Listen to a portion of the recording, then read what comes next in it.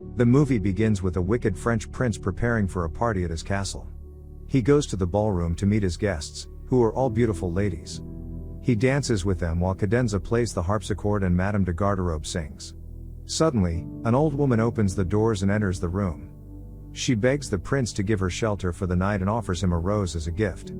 He rejects the rose and declines her request. She transforms into a gorgeous sorceress and curses him to become a beast. She also curses his entire household and makes the rest of the village forget the prince.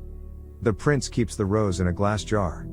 The only way for things to return to normal is if he can love and be loved in return by someone, before the last petal of the rose falls down. Few years later, a village bookworm girl named Belle heads to the library to return a book she borrowed. She asks the librarian if there are any new books she could collect. He tells her there aren't any, but she can read the ones she has borrowed before again. On her way home, people gossip about her for not being like other village girls. Two retired soldiers, Gaston and LeFou, arrive at the village. Gaston is madly in love with Belle. He takes a bunch of flowers and gifts them to her, but she turns him down. Gaston is impressed, thinking she's playing hard to get. She goes to her father, Maurice's workshop, and helps him out. She tells him she's bothered that the people think she's odd because of her bookworm nature. He tells her not to worry because her mother was exactly like her, and although people criticized her at first, they ended up trying to be like her. Maurice and his horse, Philippe, are set to go to the market. Before he leaves, he promises to get Belle a rose on his way back. Belle invents a smart way to do her laundry by using her horse, a jar, and the public well. While her horse does the laundry, she reads a book. A little girl joins her and Belle teaches her how to read. This provokes the villagers and they punish her by pouring her laundry on the ground. Gaston finds out what happened and apologizes to Belle. He tells her how he feels about her, but she says she doesn't feel the same. Maurice and Philippe get lost in the woods at night. Maurice sees a mysterious path and decides to follow it. Maurice discovers it's getting cold and frosty and sees wolves. The wolves attack him and Philippe, causing them to abandon the groceries and run. They escape into an unknown palace. Maurice finds hay and water for Philippe and goes inside the house. The door opens by itself to Maurice's surprise. He calls out to the owner of the house but gets no response. The candelabra, Lumiere, and the mantel clock, Mr. Cogsworth, start talking to each other but keep mute when he looks at them.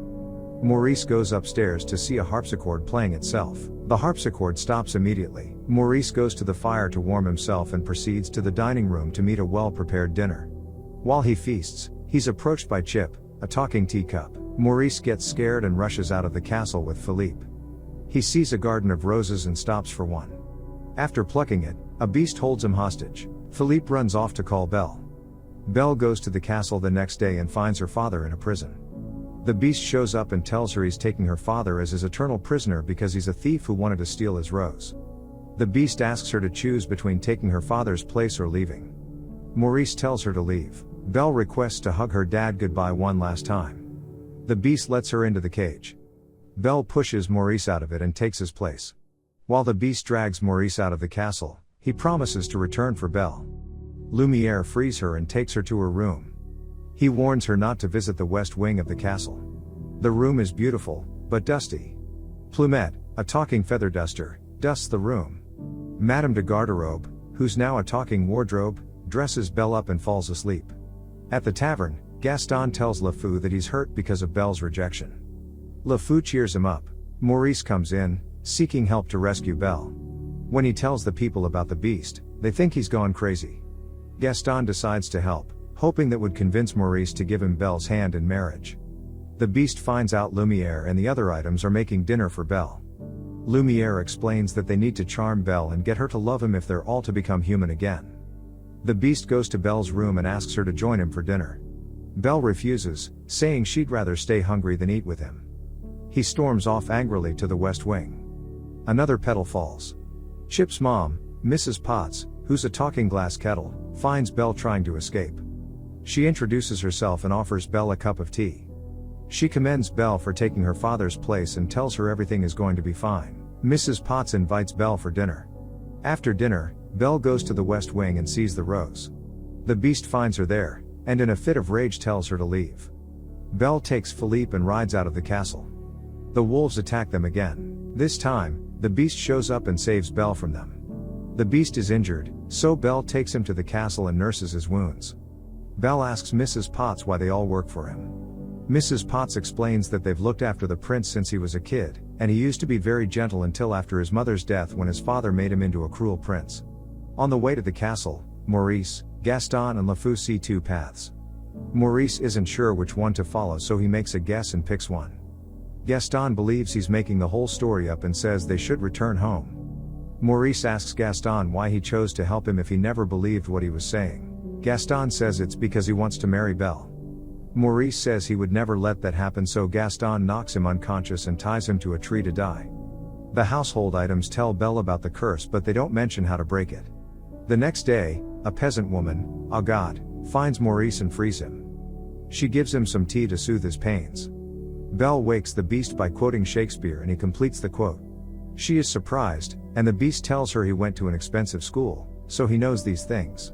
Belle tells him her favorite Shakespeare play is Romeo and Juliet, but he says he's not a fan of romance novels. The beast takes Belle to his huge library and tells her she can read as many books as she likes. Belle is super excited and grateful. Over time, they read together.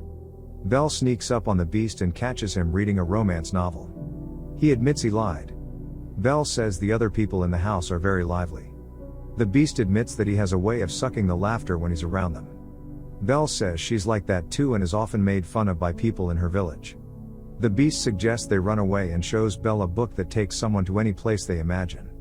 He places Belle's hand on the book and asks her to imagine the place she loves most. Belle imagines Paris and she and the beast travel to her birth home.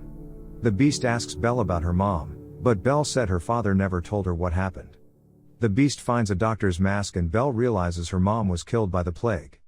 She also figured her dad had to leave with her to prevent her from getting it too. Gaston and LeFou return to the village during a storm. LeFou is worried about Maurice and suggests they go back for him. Gaston disagrees. They enter the tavern and Maurice is the first person they see.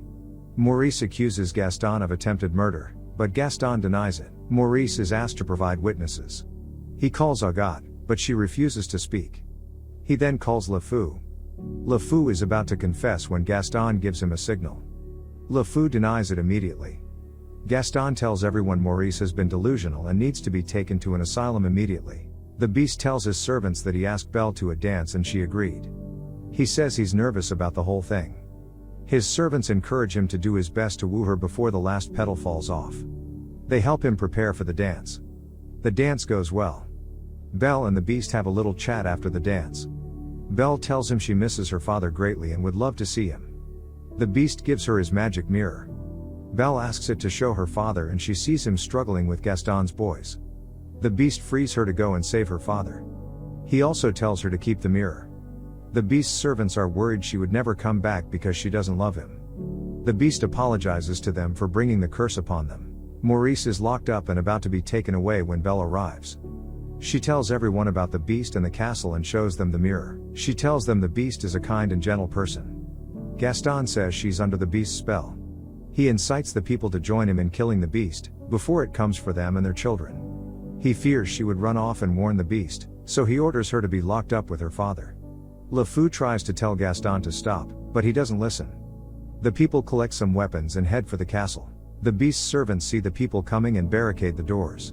Cogsworth runs to warn the beast. The beast says he doesn't care if they enter the house and kill him. While the people try to break in, Lumiere comes up with a plan. The doors swing open and the people enter.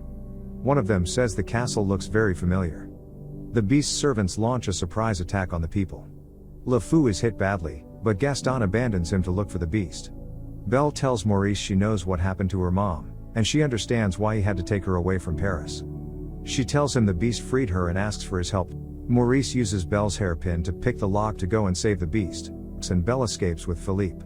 While fighting, Mrs. Potts sees her husband and recognizes him. She falls from the chandelier but is saved by LeFou, who switches to her side. The servants chase the people out of the house. Meanwhile, the sorceress sneaks in. Gaston finds the beast and shoots him. He's about to shoot him again when Belle interferes and makes him lose his gun. The beast is happy that Belle came back. When he tries to reach her, Gaston hits him repeatedly. The beast gets angry and lifts Gaston by the neck. He's about to kill him, but he changes his mind and lets him go. When the beast meets Belle, Gaston shoots him twice from behind. Immediately after, Gaston falls to his death. The beast dies in Belle's arms while the last rose petal falls. Belle cries and begs him to come back. One by one, the beast's servants begin to turn into inanimate household objects. Belle tells the beast she loves him. The sorceress is in the room, and on hearing those words, she reverses the curse and turns the beast and his servants into humans again. And the sun shines on the castle, which was covered in snow and darkness, and the rest of the village regain their memories and reunite with the prince. The movie ends with the villagers dancing in the ballroom with the prince and Belle. Thank you for watching. Make sure to subscribe and turn on notifications to watch more videos like this.